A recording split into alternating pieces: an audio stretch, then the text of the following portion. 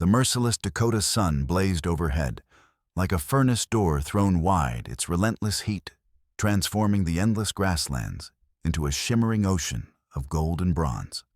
Tashunka urged his paint stallion forward through the wavering heat mirages, his weathered hands gripping the captured cavalry rifle that had become his constant companion during these crimson months of 1876. The sacred Black Hills Pahasapa loomed like ancient guardians on the distant horizon, their pine-shrouded peaks now violated by countless fortune hunters whose picks and shovels desecrated the earth with each rapacious strike. The Great Sioux War had transformed the Dakota Territory into a vast killing field, where neighbor turned against neighbor, where dawn might illuminate peaceful homesteads, only to witness their destruction by sunset. Tashunka's obsidian eyes, tempered by 32 harsh winters and 16 summers of relentless warfare, scanned the terrain with the razor-sharp focus of a predator who understood that survival depended on spotting death before it spotted you. His stallion's hooves drummed a steady rhythm against the sun-baked earth, each step carrying him deeper into contested lands, where the line between civilization and wilderness had dissolved into rivers of spilled crimson. The acrid stench of burning structures hung heavy in the stifling air, mingling with the metallic tang of death and the sickly sweet aroma of decay that seemed to permeate everything during this summer of endless carnage.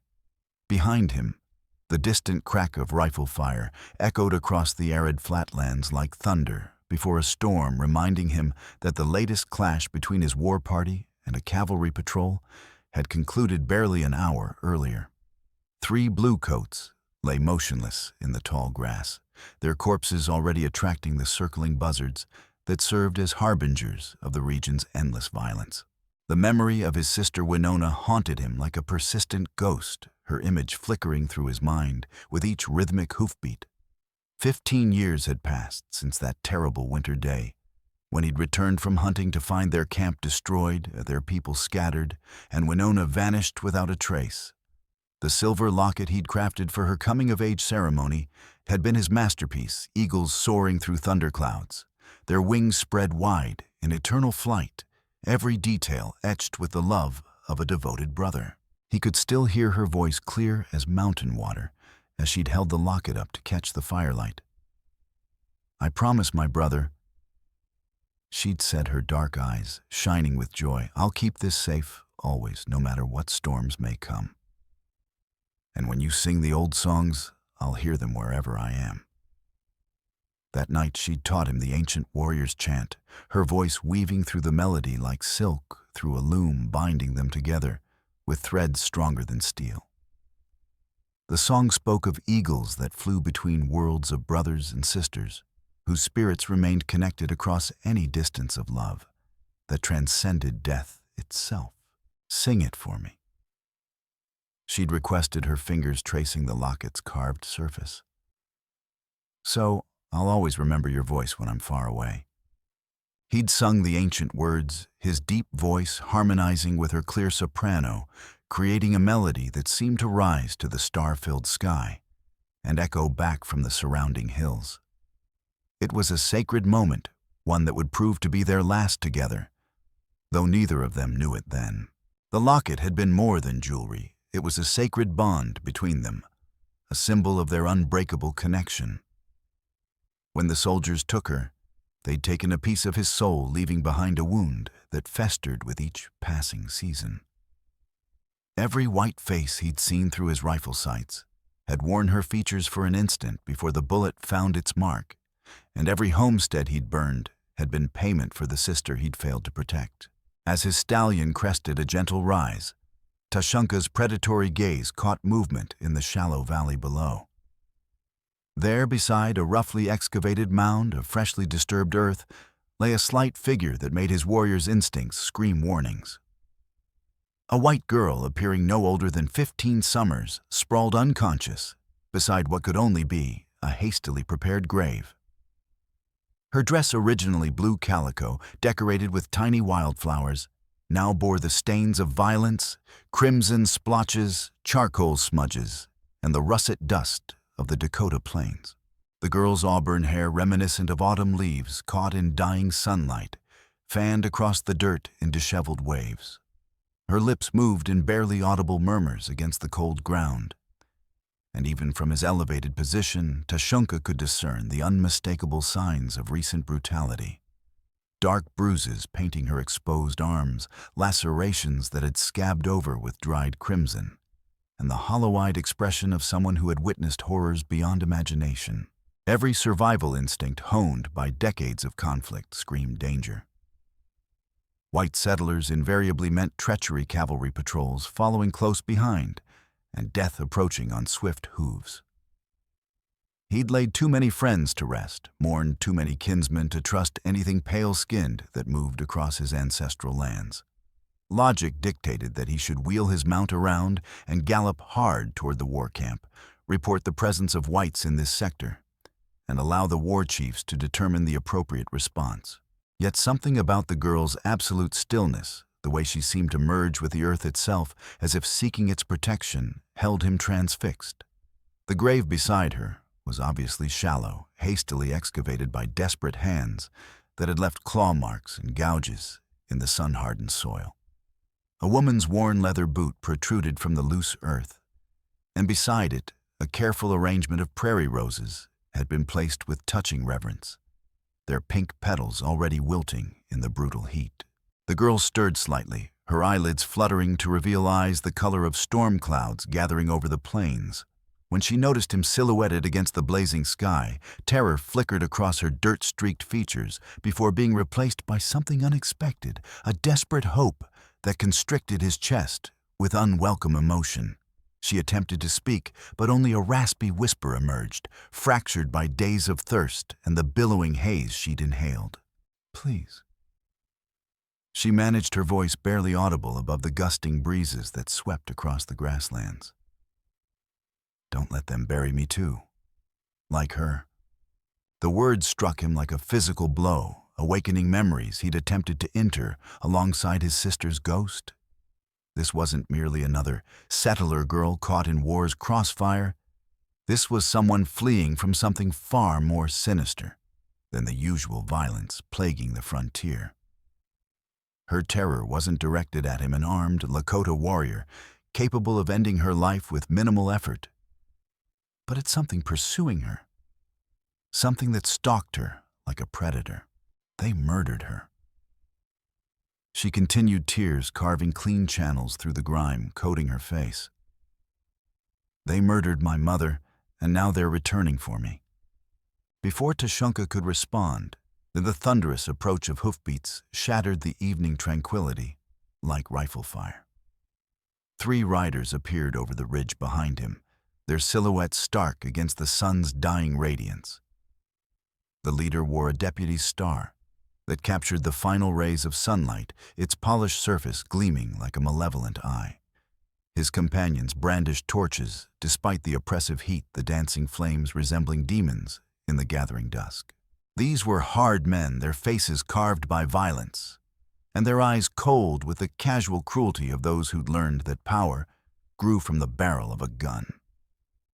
The type who'd shoot first and interrogate the corpses, who viewed Indians as obstacles to be eliminated and settlers as resources to be exploited.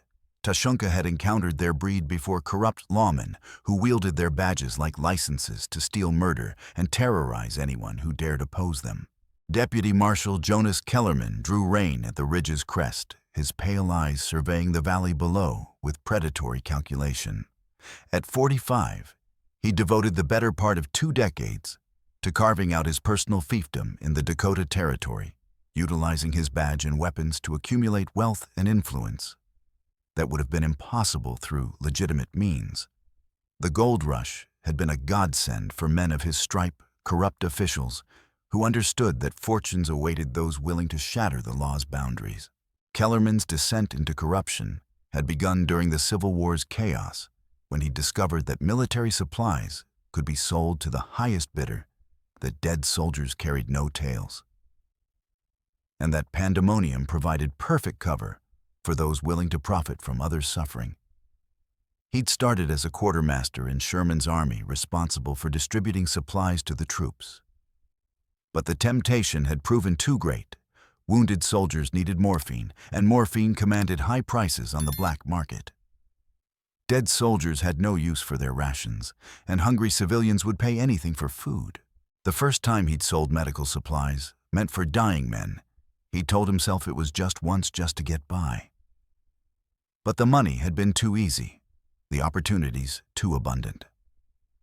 By war's end, he'd amassed a small fortune selling everything from ammunition to cavalry horses to Confederate agents. When the fighting stopped, he'd parlayed his ill-gotten gains into a deputy marshal's position, using bribes and blackmail to secure his appointment.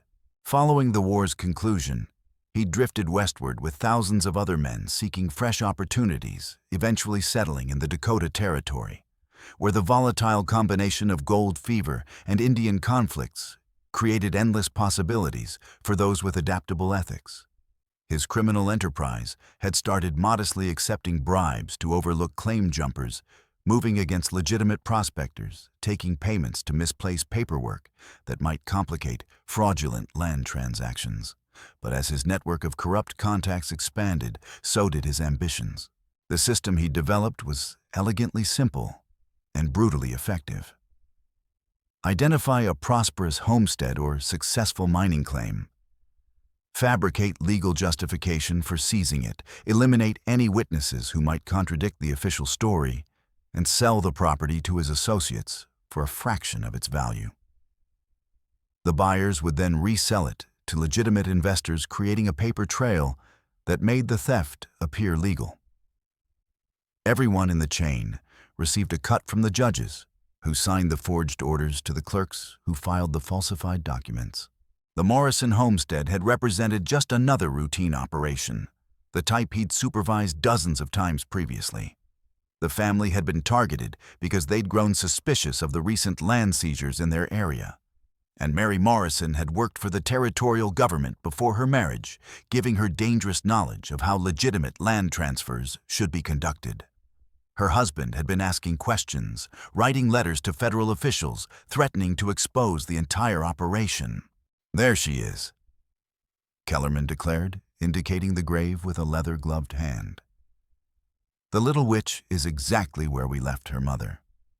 His accomplices, a pair of professional killers named Briggs and Hawthorne, urged their mounts forward with the eager anticipation of wolves approaching wounded prey. Marcus Briggs was a massive specimen, with arms like tree trunks and a beard that hadn't encountered a razor in months. He'd worked as a bounty hunter before Kellerman's recruitment, the type who preferred delivering his quarry dead rather than alive. His reputation for brutality was legendary among the criminal element. He'd once tracked a fleeing debtor across 3 states, finally cornering him in a church during Sunday service and beating him to death with a Bible. Samuel Hawthorne was smaller, but infinitely more dangerous, his swift hands and explosive temper having dispatched numerous men to early graves. A former Confederate cavalry officer, he'd never accepted the war's outcome and channeled his bitterness into a career of violence. His specialty was making deaths appear accidental: a fall from a horse, a hunting mishap, a drowning in a shallow creek. He took pride in his work, often lingering to watch his victims' final moments. The girl's body went rigid with terror, her fingers clawing at the earth as if she could burrow into the grave beside her mother. "They're returning," she gasped, her voice fracturing with exhaustion and fear. "They're coming back for me, and they'll never cease until I'm dead." Kellerman's jaw tightened with barely restrained fury. This girl had cost him everything: his reputation, his network of corrupt associates, potentially even his life, if the wrong people obtained what she'd stolen. Clara Morrison had proven far from the helpless child he'd anticipated. She'd concealed herself while they butchered her family, waited until their departure, then emerged from whatever sanctuary she'd found to steal the one item capable of destroying him. The original deed to the Morrison land, complete with his forged signature and the fabricated seals he'd employed to legitimize the theft, represented damning evidence capable of exposing the entire corruption network. That single document in the proper hands could topple powerful men across 3 states and implicate officials whose names were whispered in congressional corridors. The deed contained not only proof of the Morrison family's legitimate ownership, but also detailed records of the fraudulent transactions that had preceded their murder. More dangerously, Mary Morrison had annotated the margins of the document with her own observations about the land fraud scheme, identifying key players, and documenting the pattern of theft that had victimized dozens of families. She'd been preparing to present this evidence to federal authorities when Kellerman had ordered her elimination. The girl's theft of the document had turned what should have been a routine murder into a potential catastrophe. Tashunka's decision materialized with rattlesnake swiftness. He vaulted from his horse, gathered the girl into his arms, and dove toward the nearest cover, a thicket of thorny buffalo berry bushes growing wild along the dry creek bed. The girl gasped in agony as the thorns raked across her already battered flesh, but she bit down on her lip to prevent any sound from escaping. Intelligent child, he thought grimly. She understood as well as he did that sound carried vast distances across the open plains, and these men possessed the appearance of hunters who'd pursue any trail to its conclusion. Or, where is she? Kellerman's voice sliced through the evening air like a blade drawn across leather. That little whore possesses something belonging to us, and I'll torch every blade of grass in this region to recover it. The three men dismounted with practiced efficiency, their boots crunching against the sun-baked earth as they approached the grave. Tashunka pressed deeper into the shadows, one hand covering the girl's mouth and the other gripping his skinning knife's handle. Through the tangle of branches, he observed Kellerman kick at the loose soil with his boot, cursing upon discovering only the woman's remains beneath. She was here. Hawthorne observed his keen eyes reading the dirt signs like pages in a book. Recent, too. Examine those tracks she's been crawling around this grave for hours. Clara pressed closer to him, her slight frame trembling like a wounded bird. Despite her youth and obvious exhaustion, something unbreakable gleamed in her storm-gray eyes, a core of steel reminiscent of the warrior women among his own people. She'd survived her family's massacre, escaped from hardened killers, and evaded capture for days, using nothing but intelligence and determination. "What's your name?" He whispered, his lips close to her ear to avoid detection above the men's voices. "Clara," she replied, her voice barely audible. "Clara Morrison." Morrison. The name stirred something in his memory, but he pushed it aside. Questions would come later if they survived the night. The girl Clara struggled to maintain consciousness, her body racked with coughs that produced crimson spittle. She'd been fleeing for days, perhaps weeks, surviving on nothing but determination and terror. "What did you take from them?" he asked, feeling the crinkle of paper concealed within her dress's folds. "Documents." She gasped between coughing fits. "Land deeds bearing forged signatures. Evidence that they've been stealing homesteads and selling them to mining companies. My mother, she worked for the territorial government before marrying Papa. She knew what to seek."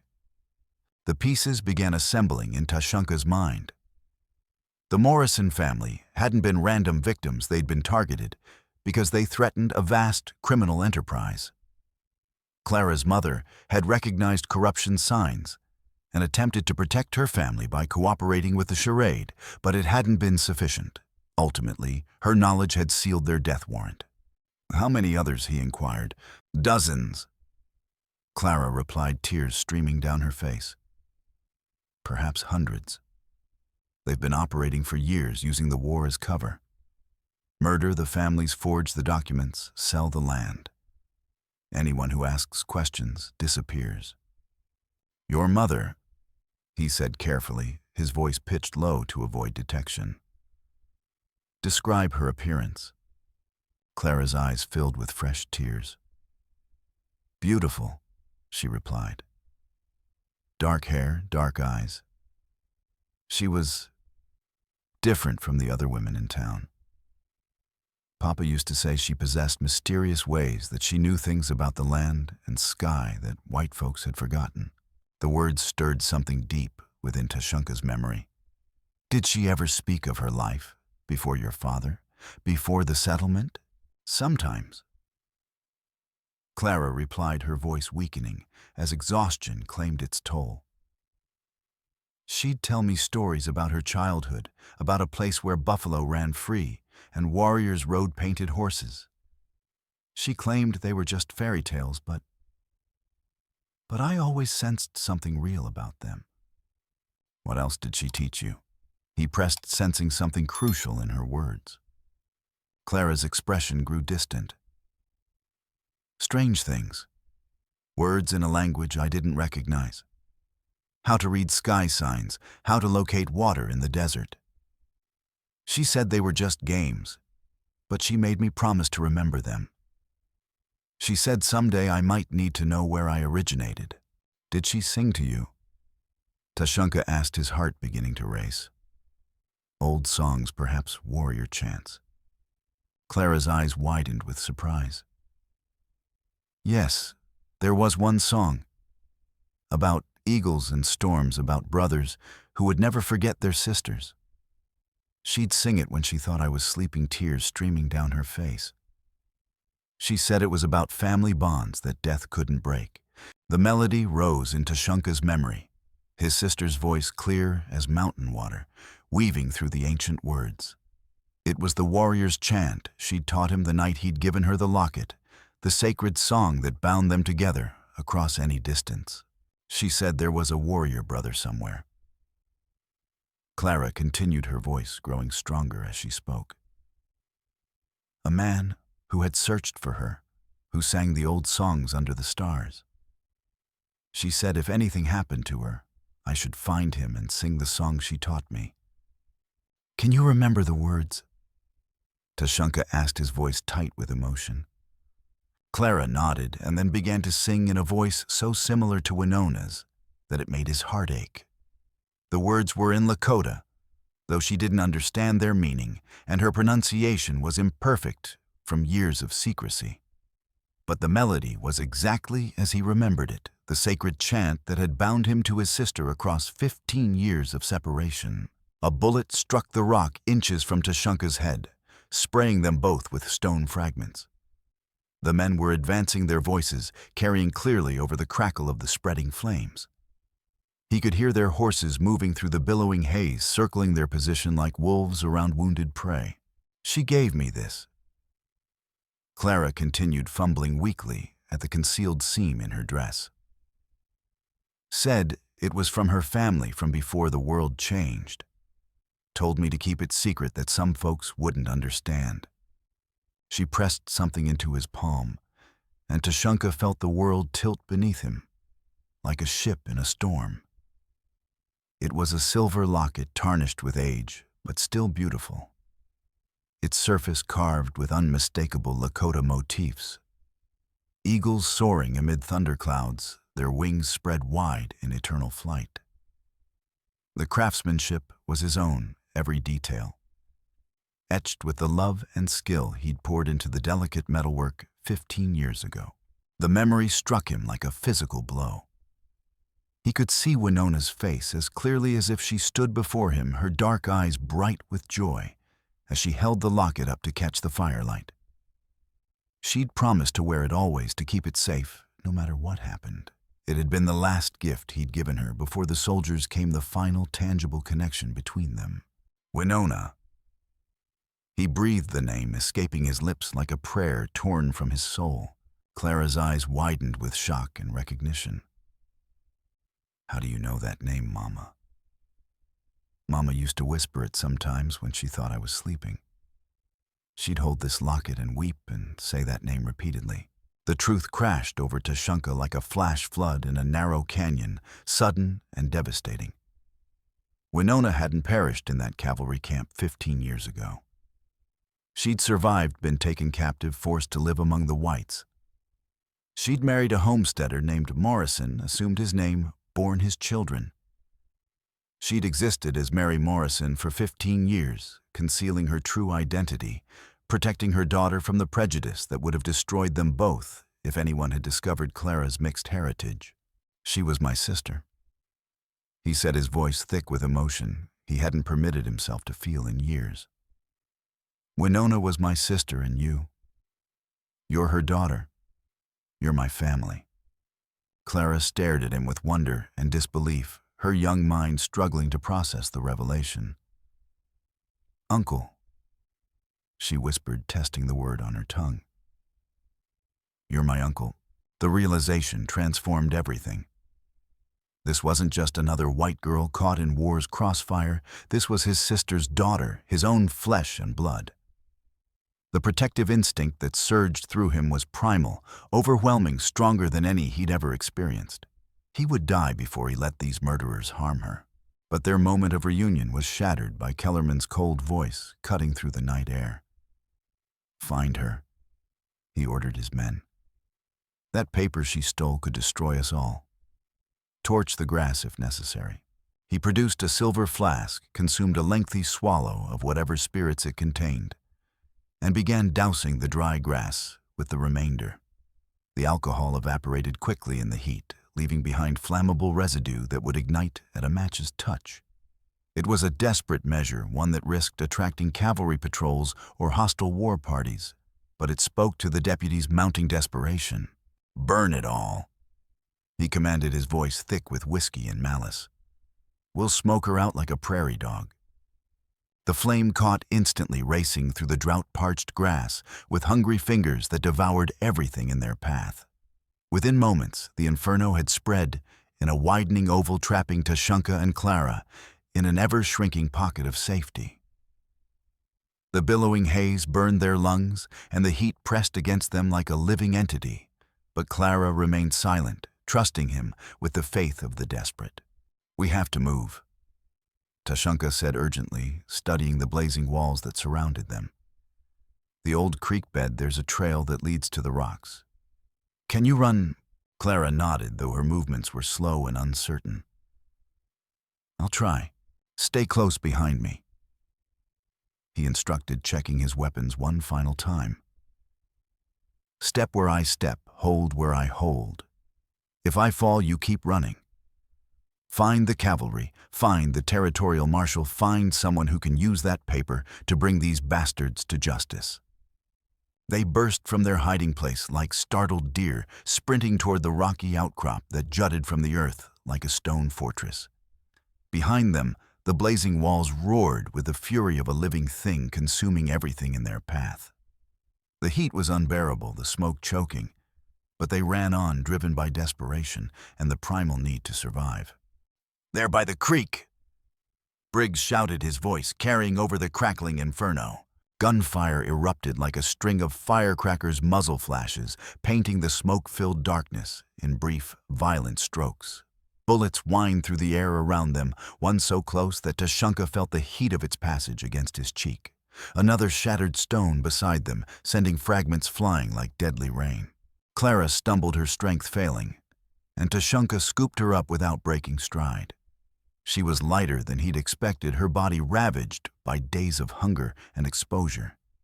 He could feel her heart beating against his chest, like a frightened bird could hear her labored breathing as she fought to stay conscious. They reached the rocks, just as the blazing walls seemed ready to engulf them entirely. The stone formation offered some protection from the inferno, but little shelter from the bullets that sparked and ricocheted off the granite like metallic hail. Tashunka pressed his back against the cold stone, Clara cradled in his arms, both gasping for air that tasted of smoke and terror. Can you climb? He asked, indicating a narrow ledge that wound up the rock face. Clara nodded weakly. I think so. The ledge leads to a cave, he explained. We'll be safe there until the fire dies down. But as they began their ascent, the men were closing in from multiple directions. Kellerman had divided his forces, sending Briggs around to the east, while Hawthorne approached from the west.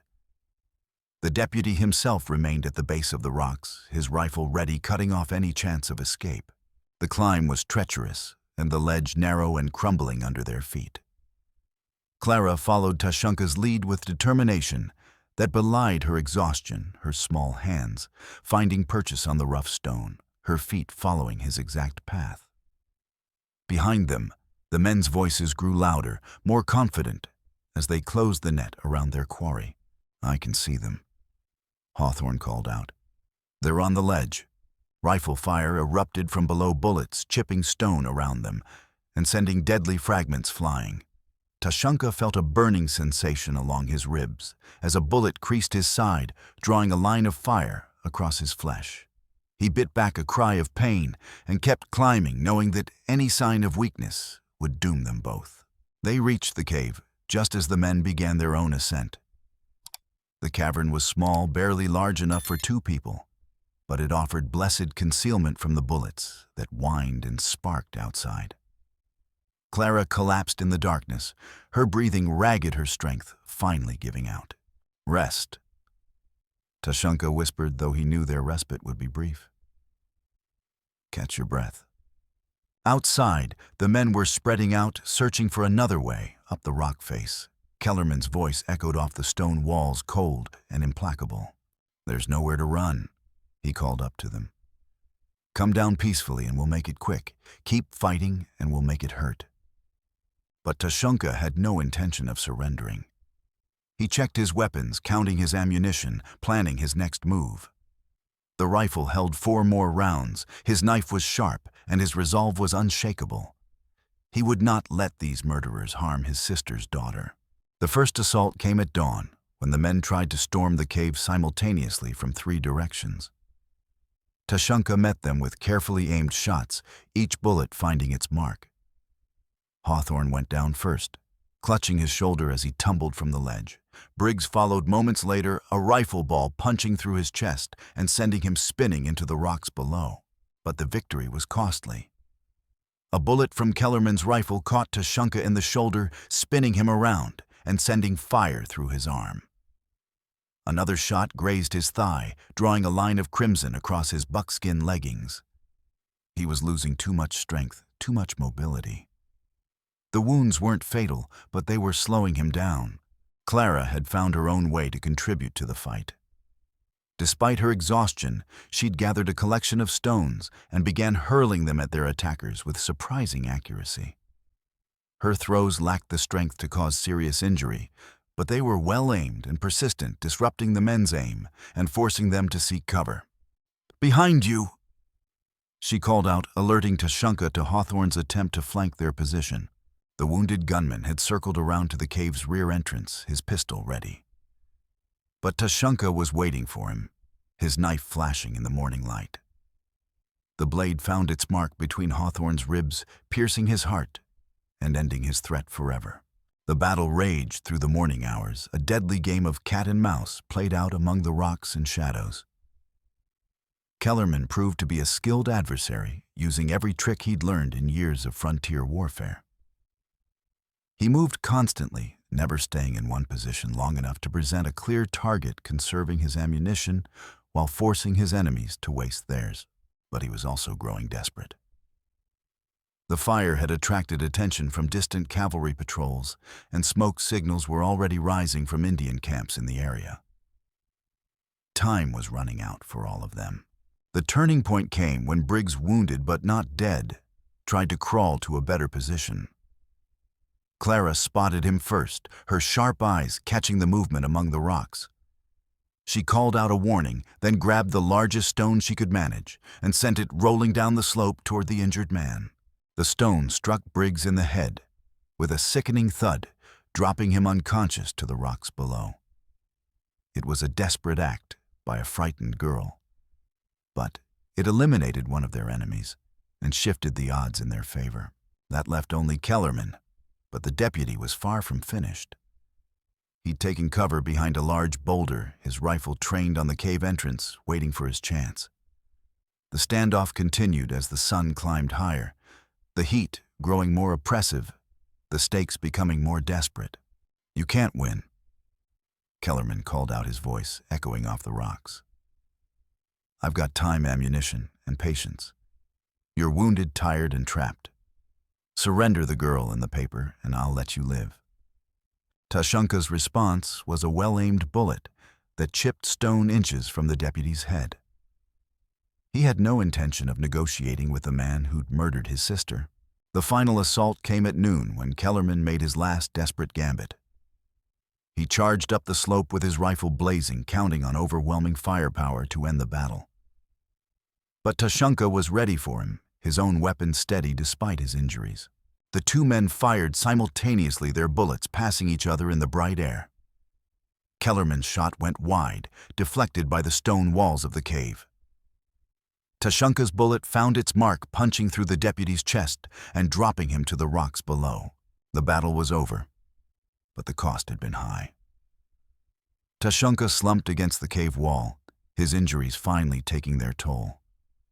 Clara crawled to his side, her young face etched with concern. "Are you all right?" she asked, her voice barely above a whisper. "I'll live," he replied, though he wasn't entirely certain of that. The shoulder wound was serious, the thigh injury painful, but not life-threatening. He would need medical attention soon, but for now, they were safe. "It's finished," he said, more to himself than to her. "They're all dead." Clara nodded, but her eyes remained fixed on the bodies scattered among the rocks. Will others come? Will they seek revenge? Perhaps. Tushunka admitted using strips torn from his shirt to bind his injuries. But not today, and by the time they do, we'll be ready. The journey back to his warband's camp took 5 days, traveling slowly to accommodate their injuries. Clara proved to be a capable nurse, helping to clean and dress Tushunka's wounds, while gradually recovering her own strength. They traveled by night, avoiding the main trails, using every skill Tushunka had learned in a lifetime of warfare. Clara had changed during their ordeal. The frightened girl who'd been found beside her mother's grave had been replaced by a young woman who'd faced killers and survived. She moved with new confidence, spoke with greater authority, and carried herself with the dignity of someone who'd been tested and not found wanting. "Tell me about her," she said one evening as they rested beside a small stream. "Tell me about my mother when she was young." Tushunka settled back against a cottonwood tree, his injuries protesting the movement. "Winona was the bravest person I knew." He began, his voice soft with memory. "She was 2 years younger than me, but she acted like she was my older sister, always protecting me, always looking out for me." "What did she look like?" "Like you," he replied, studying Clara's face in the firelight. "The same eyes, the same stubborn chin. She had a way of tilting her head when she was thinking, just like you do. And she was fearless, absolutely fearless. She'd stand up to warriors twice her size if she thought they were wrong about something." Clara smiled, the first genuine smile he'd seen from her since their meeting. "Mama was like that too. She'd argue with Papa about politics, about the war, about the way the Indians were being treated. She said it wasn't right what was being done to your people. She never forgot," Tushunka said. "Even after all those years, she never forgot who she was or where she came from. She told me stories," Clara continued, "about the old days when the buffalo covered the plains like clouds. She said they were just tales, but I could tell she was remembering real things. She'd get this look in her eyes, like she was seeing something far away." "What kind of stories?" "About a young warrior who could track a deer across solid rock, who could shoot a buffalo through the heart at 500 yards. She said he was the finest hunter in the tribe, but he was also kind and gentle. She said he'd sing to the horses to calm them, and they'd follow him anywhere." Tushunka felt tears prick his eyes. She remembered that. She said he made her a locket for her 16th birthday, the most beautiful thing she'd ever seen. She said it was like holding a piece of the sky in her hands. "I worked on that locket for 3 months," Tushunka said softly. "I wanted it to be perfect for her. It was," Clara replied, touching the locket that now hung around her neck. She treasured it more than anything.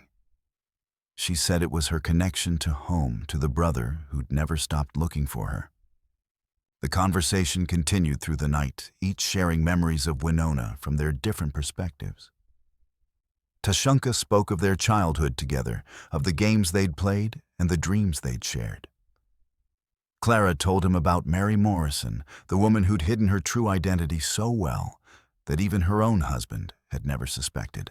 "She made me promise," Clara said as dawn approached, "that if anything happened to her, I'd find you. She said you lived with the warriors who still fought for the old ways and that you'd know what to do." "She was right," Tashunka replied. "Your family, Clara? You're my family, and I'll protect you with my life."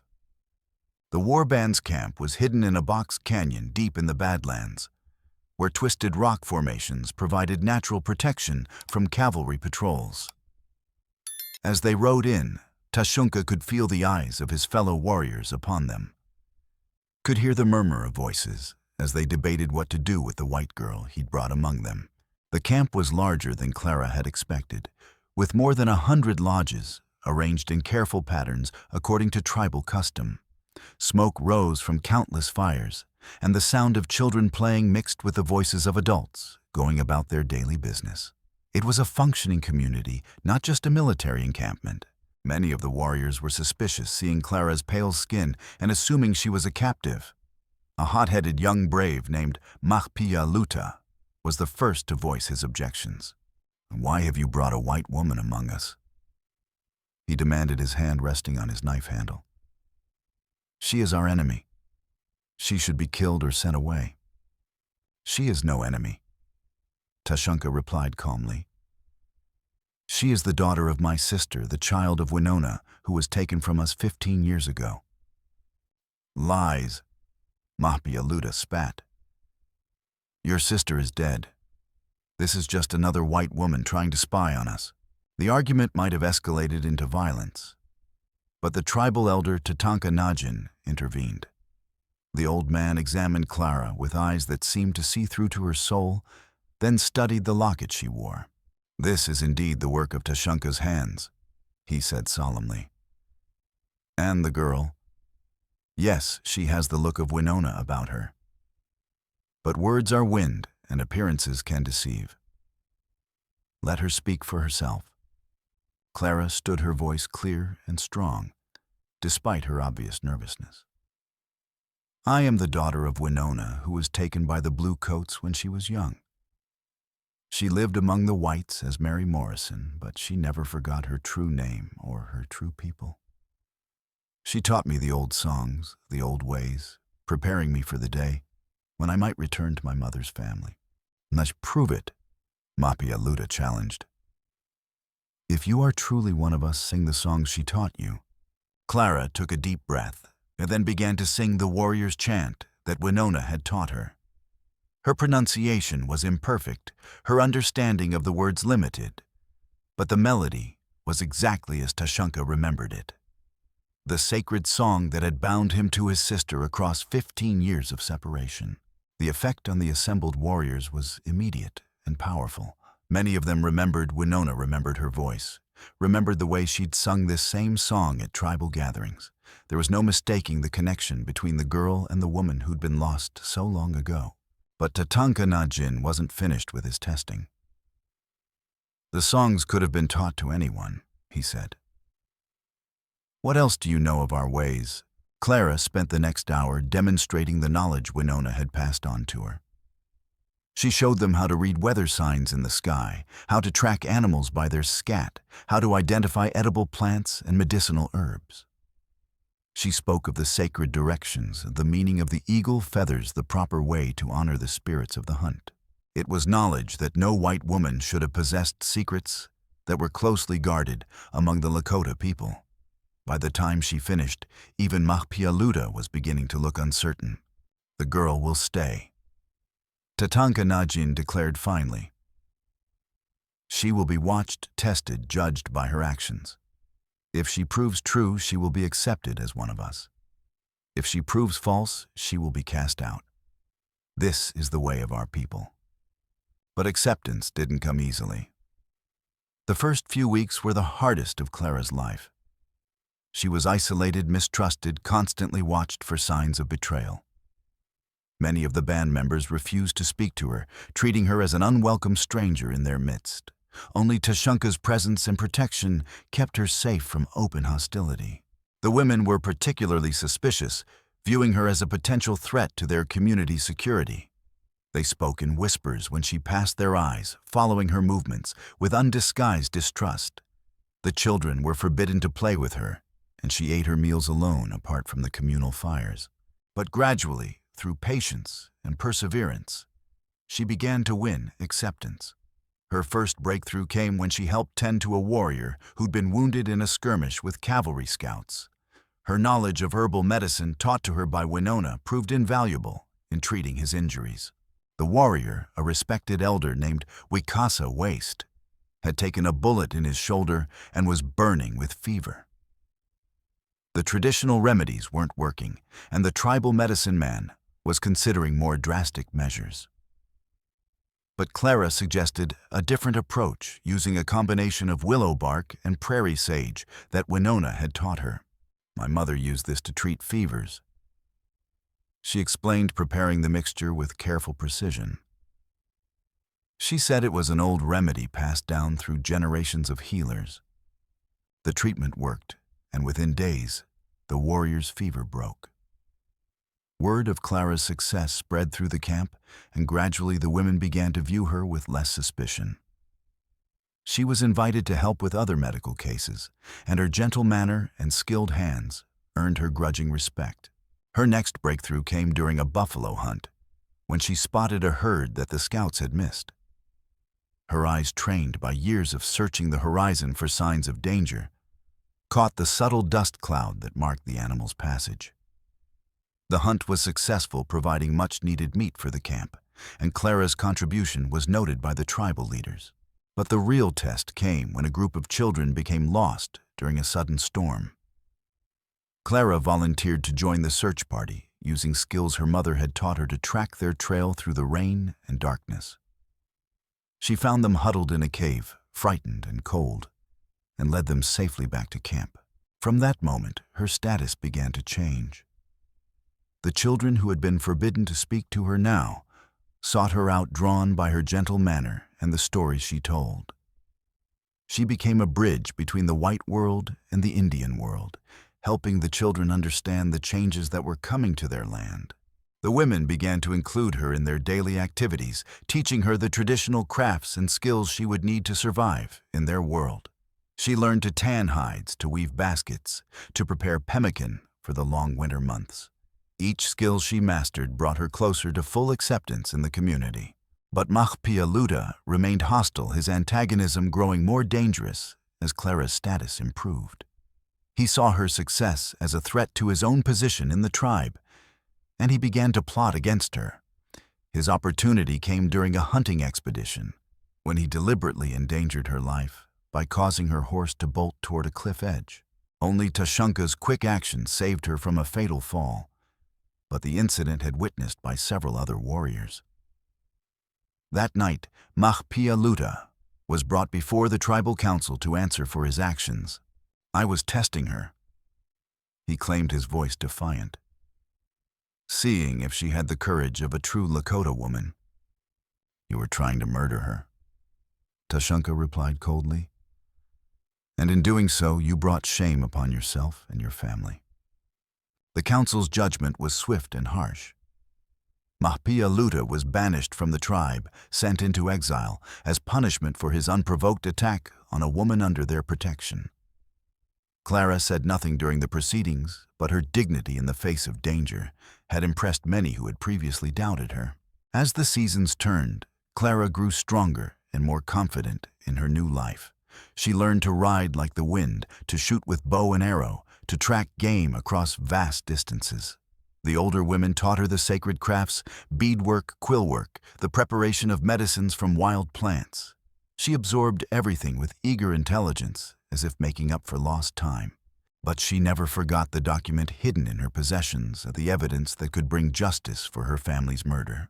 She confided in Tashunka about her dilemma, torn between her new life and her obligation to the dead.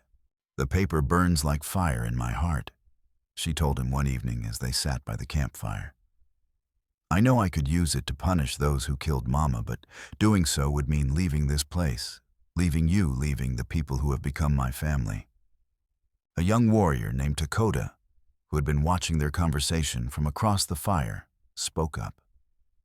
"Perhaps there is another way," he said quietly. "A way to honor your mother's memory without abandoning your new family."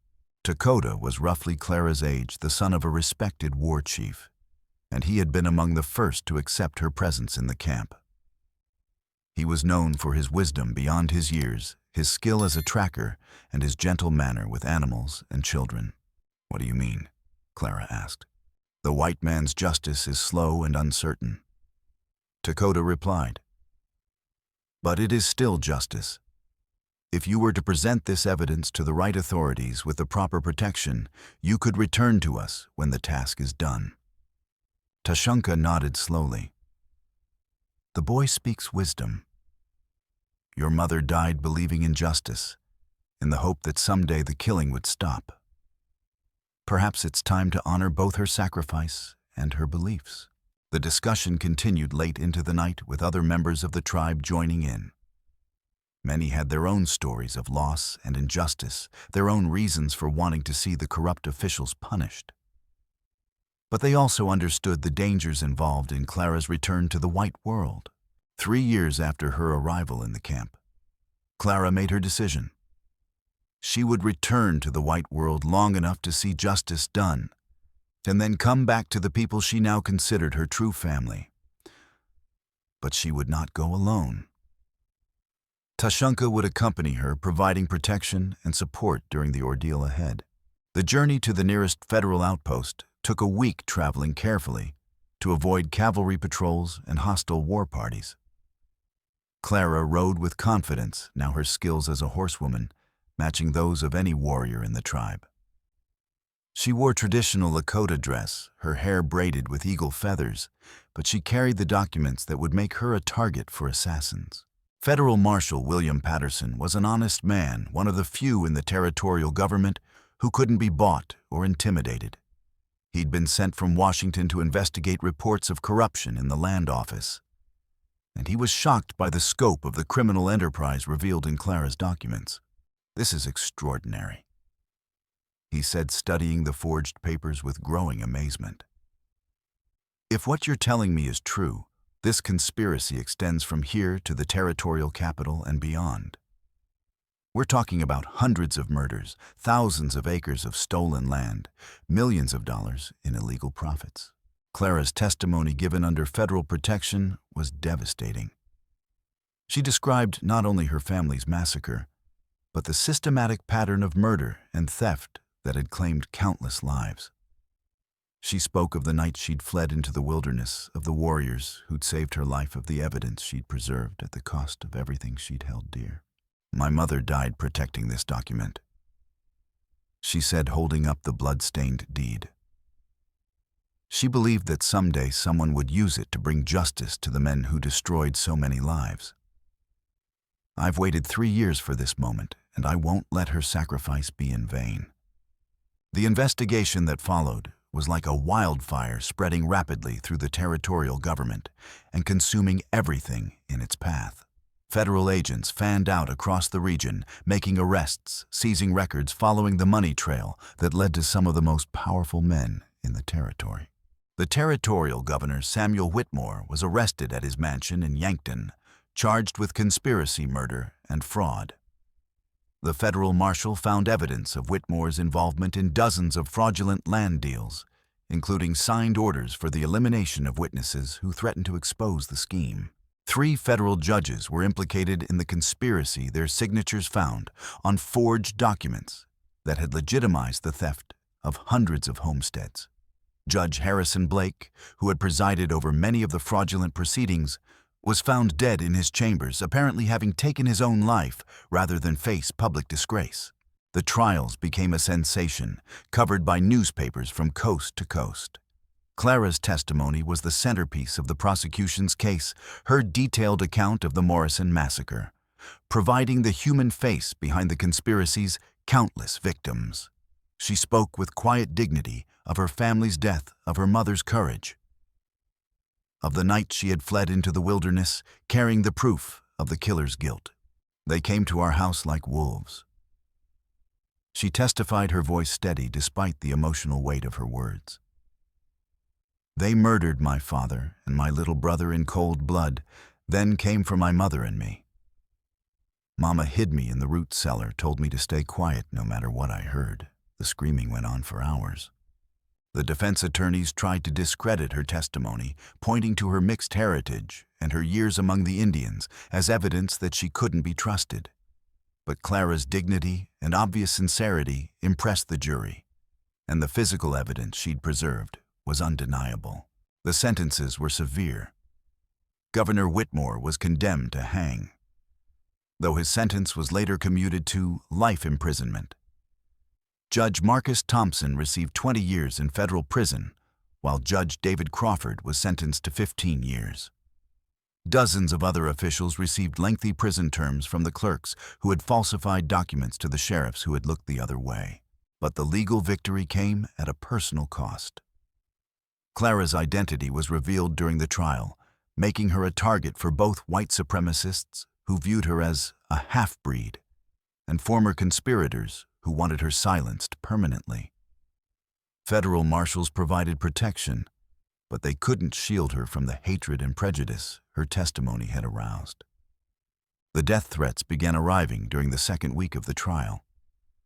Anonymous letters promising to finish what Kellerman started, to teach the squaw a lesson, to send her back to her savage friends in pieces. Marshal Patterson increased her protection, but the threats continued. The climax came when 2 gunmen tried to ambush her as she left the courthouse. They were professionals hired by the remnants of the conspiracy to eliminate the witness whose testimony was destroying their associates. But they hadn't counted on Tashunka, who had been watching from the shadows. The fight was brief but brutal. Tashunka killed one attacker with his knife, while the other fled into the crowd. The message was clear. Clara was under the protection of a Lakota warrior who would not hesitate to kill anyone who threatened her. When the trials ended, Clara faced a choice that would define the rest of her life. She could remain in the white world, perhaps start a new life under a different name, or return to the Lakota people who had given her a home. The decision was made easier by the arrival of a familiar face, Dakota, who had traveled from the camp to escort her back. "The people are waiting for you," he told her simply. "You are one of us now, no matter what blood runs in your veins. The tribal council has voted to give you a new name, Wakanyeja Najin Girl, who stands strong. You have proven yourself worthy of it." Clara looked at him with new eyes, seeing not just the young warrior who had once been curious about her presence, but a man who had grown to respect and perhaps love her. She had grown too, from a frightened girl into a woman who had faced down killers and corrupt officials alike. "I'm ready to come home," she said. The journey back to the Badlands was like a homecoming. Clara felt the weight of the civilized world falling away, with each mile replaced by the freedom and authenticity of life among the Lakota. She was returning not as a visitor, but as a full member of the tribe, someone who had proven her worth through trial and suffering. But the world had changed during her absence. The war was winding down, and the great chiefs were surrendering one by one, and the age of the free-roaming tribes was coming to an end. The government was preparing to force all Indians onto reservations to end the nomadic lifestyle that had defined their culture for centuries. The camp welcomed her with celebration, but it was tempered by the knowledge that their way of life was ending. A feast was prepared, songs were sung, and stories were told of her courage in facing the white man's justice. But underneath the celebration lay the somber recognition that she might be among the last generation to live freely on the plains. That night, as the celebration continued around them, Dakota asked her to walk with him under the stars. They climbed to a rocky outcrop overlooking the camp, where the sounds of laughter and music drifted up from below. "I have something to ask you," he said, his voice unusually formal. But first, I want you to know that I understand what you've sacrificed to be here. You could have stayed in the white world, lived in comfort and safety. Instead, you chose to return to us, to this hard life, to an uncertain future. Clara smiled, her heart full of love. For this man who had waited for her, who had understood her need to seek justice before she could find peace. "This is my world now," she said. "These are my people. I belong here no matter what the future holds." Lakota reached into his medicine bag and withdrew a small object, a carved wooden horse painted with traditional symbols. "This belonged to my grandmother," he said. "She carried it when she was pregnant with my father, praying that he would grow up to be a strong warrior. My father gave it to me when I came of age, and now I want you to have it." Clara understood the significance of the gift. In Lakota culture, giving a woman something that had belonged to one's family was a proposal of marriage, a sacred offer to join their bloodlines. She accepted the carving with reverence, her fingers tracing the intricate symbols. "I would be honored to be your wife," she said simply. Their wedding took place the following spring, when the grasslands were green with new growth, and the air was soft with promise.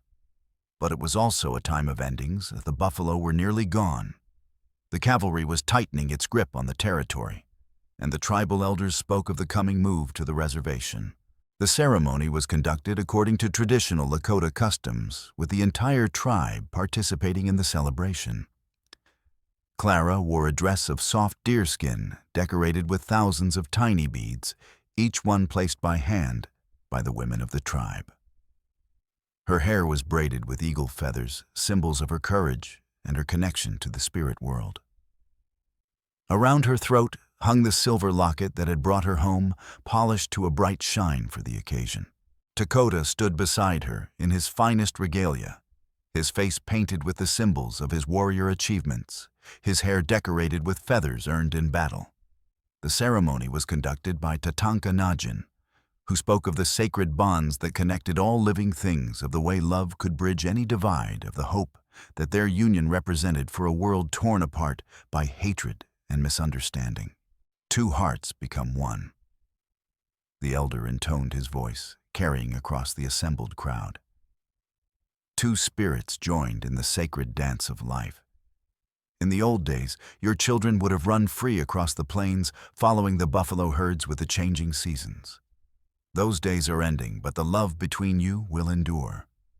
May your children be strong, may your union bring peace to both your peoples, and may your descendants carry forward the best of both worlds." The celebration continued for 3 days, with feasting, dancing, and the telling of stories that connected the present to the past. Clara and Lakota were honored with gifts from every family in the tribe: blankets, weapons, horses, and sacred objects that would help them start their new life together. But even as they celebrated, the shadow of the approaching changes hung over the festivities. Government agents were already negotiating with the tribal leaders, preparing for the move to the reservation. The freedom they had known was ending, and everyone understood that this might be the last traditional wedding ceremony they would ever witness. As the years passed, Clara and Lakota adapted to life on the reservation, struggling to maintain their cultural identity while conforming to the government's demands. They were blessed with 3 children, 2 sons, Wanbli and Mado, and a daughter, Winona, named for her grandmother. The children grew up bilingual and bicultural, comfortable in both the Lakota world and the white world that surrounded them. Clara became a teacher, using her knowledge of both cultures to help Indian children adapt to the white man's schools while preserving their own traditions. She established a school on the reservation where children learned to read and write in English, while also studying their tribal history and customs. But perhaps her most important role was as keeper of the family history. She would gather the children around her in the evenings, her voice weaving tales of their ancestors, of the warrior great-uncle who had saved her life, of the grandmother who had sacrificed everything to protect her daughter. The silver locket became a symbol of their heritage, passed down through the generations as a reminder of the bonds that connected them to the past. Remember, She would tell them, her voice carrying the weight of experience. You are the children of two worlds.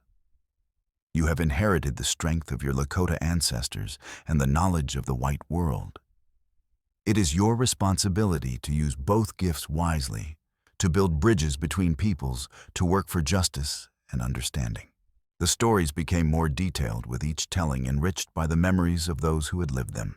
Clara spoke of Tashunka's courage in battle, of Winona's sacrifice for her daughter, of the corrupt officials who had paid for their crimes. She told of the night she had fled into the wilderness, of the warrior who had found her beside her mother's grave, of the moment when she had realized that she was not alone in the world. As Clara grew older, she became a respected elder in the reservation community, sought out for her wisdom and her unique perspective on the changing world. She served as a mediator in disputes, a counselor for young people struggling with their identity, and a bridge between the old ways and the new. She lived to see her grandchildren grow to adulthood, to witness the slow healing of the wounds between the races, to watch as the prejudices that had once seemed insurmountable began to give way to understanding and acceptance. The locket that had brought her home was passed to her daughter Winona, along with the responsibility of preserving the family history. When Clara died peacefully in her sleep at the age of 83, she was surrounded by the family she had helped to create. Her funeral was attended by hundreds of people from both the Indian and white communities, a testament to the bridges she had built during her lifetime. The locket passed to her granddaughter, who wore it proudly, and continued the tradition of storytelling that Clara had established. The story of the warrior who had found a girl beside a grave became legend among the Lakota, a reminder that love could conquer hatred, that family bonds were stronger than any force that tried to tear them apart. In the end, Clara's greatest achievement was not the destruction of the corruption network or the justice she had won for her family's murder. It was the family she had built, the understanding she had fostered between two peoples, and the proof that it was possible to honor both sides of one's heritage without betraying either. The document that had started it all, the blood-stained deed that had cost so many lives, was eventually donated to the Territorial Historical Society, where it served as a reminder of the price of corruption and the importance of justice. But the real monument to Clara's life was the generation of children she had helped to raise, young people who understood that they were part of something larger than themselves, something that connected them to both the past and the future. The story of Clara Morrison, Wakanyeja, Najin girl who stands strong, became a testament to the power of love to overcome hatred of family, to heal wounds, and of hope to triumph over despair. It was a story worth telling, a tradition worth preserving, and a truth worth fighting for in a world that too often forgot the simple power of human kindness and understanding. And in the quiet moments before sleep, when the wind sang across the plains and the stars painted patterns in the endless sky, the descendants of Winona and Tashunka would remember the story of the girl who was found beside a grave and the warrior who saved her. They would remember that they were part of something eternal, something that connected them to the earth and sky, to the living and the dead, to the hope that tomorrow might be better than today.